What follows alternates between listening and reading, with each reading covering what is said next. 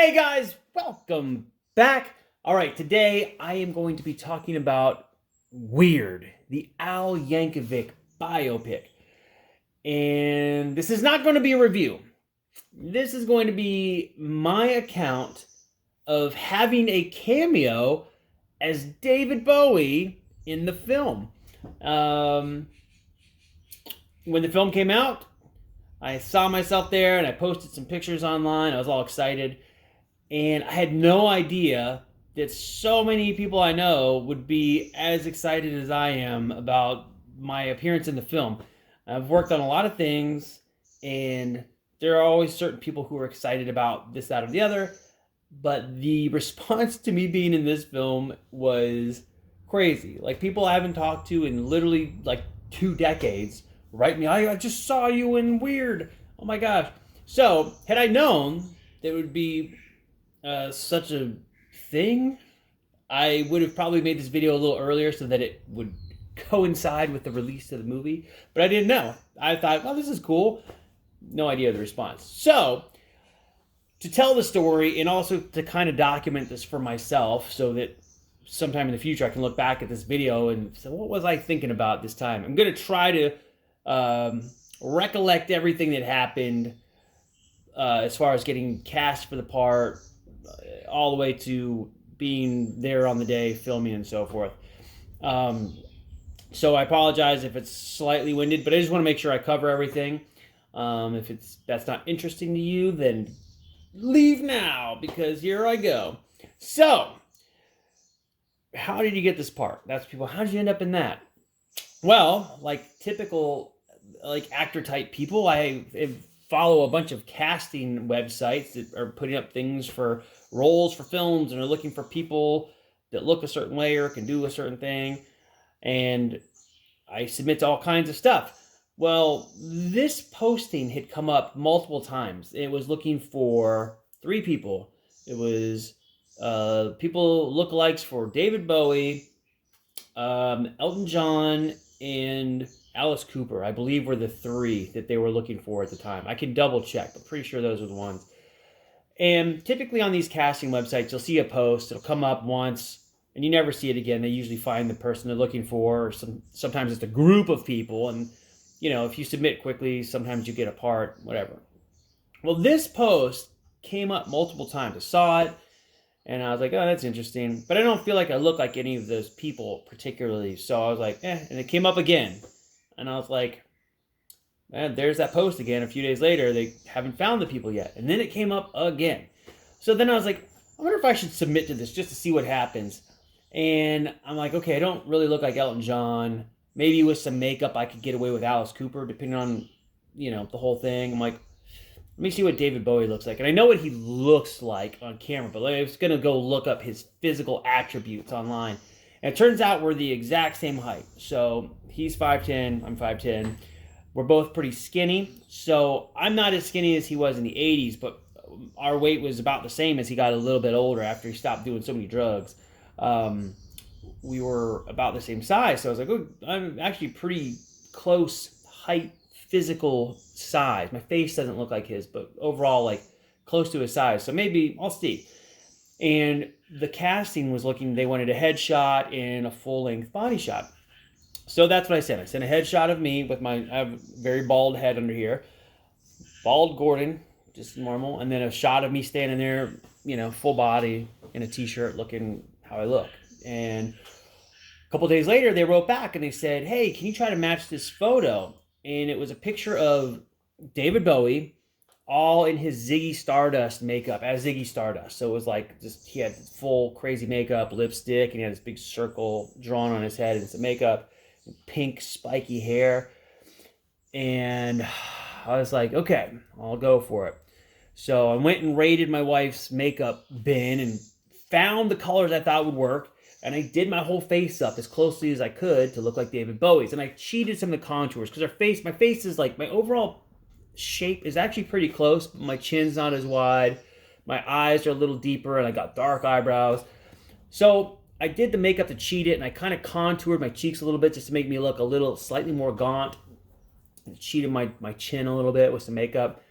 And I don't have any hair, so I was like, okay, I don't have this wig, but my wife has wigs from some theater group she used to be part of. That rooster sound, that's on the TV. Cat TV is on in there. Anyway, she has all these wigs from some theater group she used to be part of, so I found one that kind of looked like more current David Bowie hair. It was close. It was better than a bald version of me, so I stuck that on. And then I went and tried to match the photo. The picture is like this of Ziggy Stardust. I'll maybe post it in here. And then I went and tried to match the lighting and the position. And I sent it in. I look ridiculous. But a few days later, I get this message and it said, hey, the director picked you for the part of David Bowie. So I'm like, oh my gosh, this is amazing. Now, mind you, at this time, I don't know what movie this is for. It just is looking for a person to look like these actors. I don't know what movie this is for. So I start to get curious and I look up the performers, David Bowie, I believe it, like I said, Elton John and Alice Cooper, just to see like why would they all be together? What is this about? And the only thing that I could find was some behind the scenes account from the Grammys from back in the 80s where all three of these guys were waiting backstage and Prince was going to be performing, and Prince's security came through and told everybody, don't look him in the face and all this stuff. And I was like, oh, it must be, I wonder if they're making a Prince documentary and this is going to be that moment, you know? So in my head, I was like, this has to be what it is. So for literally weeks, I'm thinking this is a Prince documentary. I went online and looked up a Prince documentary, and it turns out they are working on a Prince documentary. So I was like, I'm in the Prince documentary. Like, talked to my brother. I was like, hey man, I think I got cast in the Prince documentary for part of David Bowie. I didn't know. And in the whole casting process, they have to schedule fittings and, you know, sometimes multiple fittings, sometimes stuff. So they had a fitting lined up for me. It was like 3 weeks out. And because of all the pandemic stuff going on, you have to get COVID tested the day before the fitting. So that day comes up, and the day before the fitting, I haven't received an email about my COVID testing. And usually the productions pay for this. They send out an email. They have this place you go COVID test there, and you're good to go or you're not good to go, whichever happens. So I didn't receive anything about this at this point. So I write to the casting people. I'm like, hey, I haven't seen anything on my COVID test for tomorrow's fitting. And they'll say, I get this message back from a different person from the casting place. And like, oh, as long as you have the costume, you know, as long as you have the costume, you don't need to go to the fitting. And I was like, I don't have a costume. I'm not like a David Bowie impersonator. I just I said, this is the picture I sent. It was a picture of me, the one I told you about, bald head. This is what they cast me off of, this photo. And so now they're scrambling. They got to go reset up a new fitting, all this stuff. So long story short, long story longer, they end up moving my fitting date, finally get the thing set up. And it's like a few days out. I had gone on a bike ride this day. I was riding somewhere. I was on my bike. I get this random phone call. So I stop. I'm like in Beverly Hills, like on the side of Santa Monica Boulevard, get this phone call. And then they're like, hey, this is, man, I can't remember her name, but she was the wardrobe person for the film. And she said, oh, you're going to come in, this and that. The production told me you have a wig. You know, can you bring the wig just so for photos and everything? And I said, yeah, absolutely. And she goes, do you know what this is for? And I was like, no.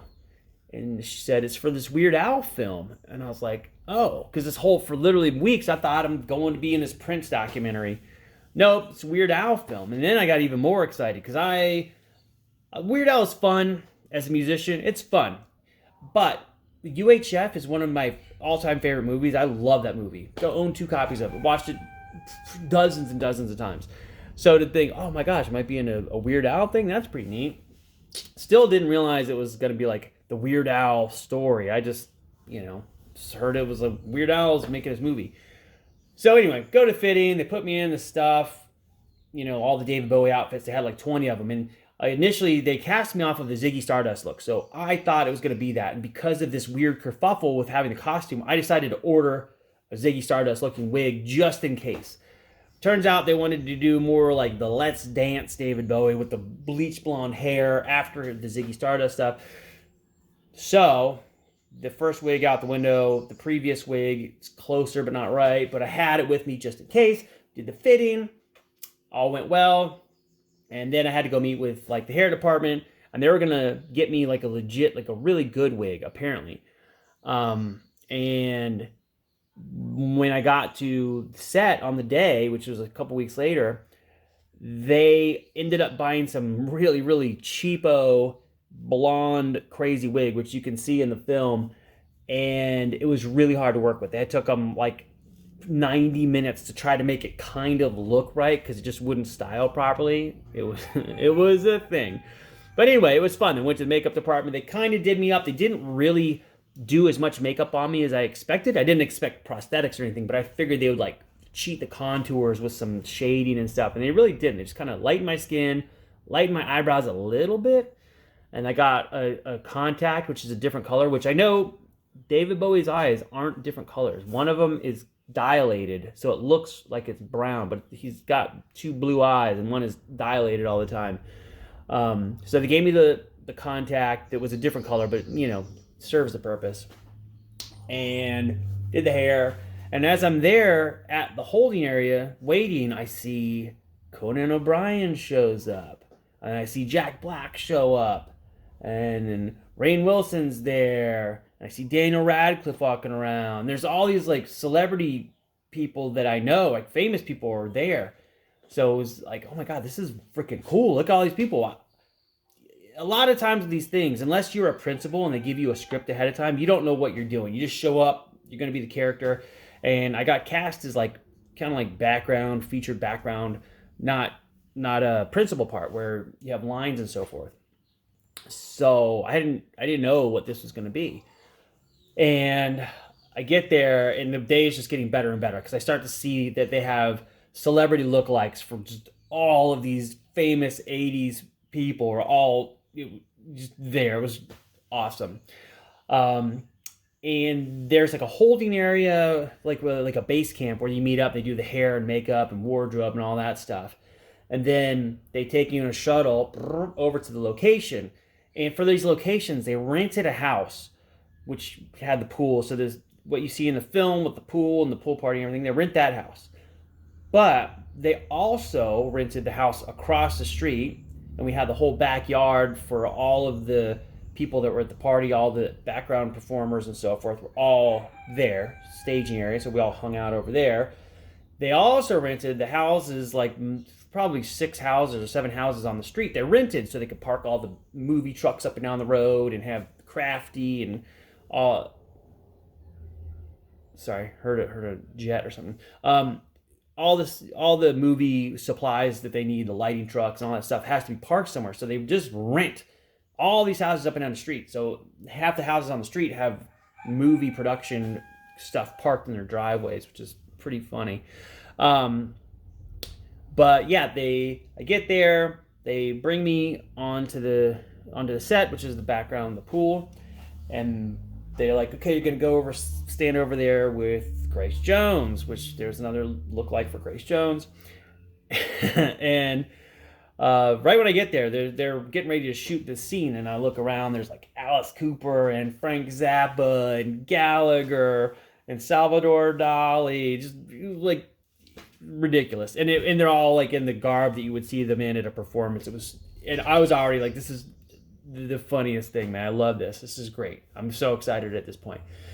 And then they bring out Daniel Radcliffe, Harry Potter himself. Here comes with Rainn Wilson. In the scene, he goes over, and Rainn Wilson is playing Dr. Demento, and he's going over to introduce Weird Al, Daniel Radcliffe, to all of these celebrities at this party. And so they go to Pee Wee Herman and one of the other characters briefly and have a little interaction.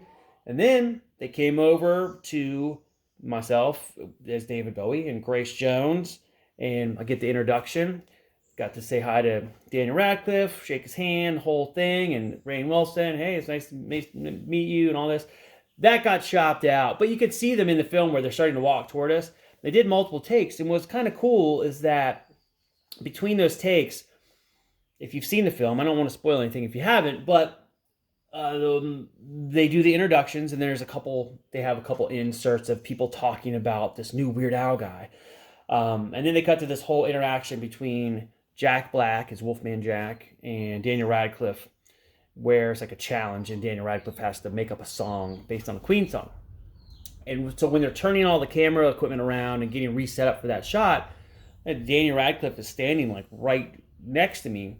So, you know, typically in these things, depending on what your role is, I usually leave the principals alone, because a lot of times they have to memorize lines, they're kind of going over stuff in their head.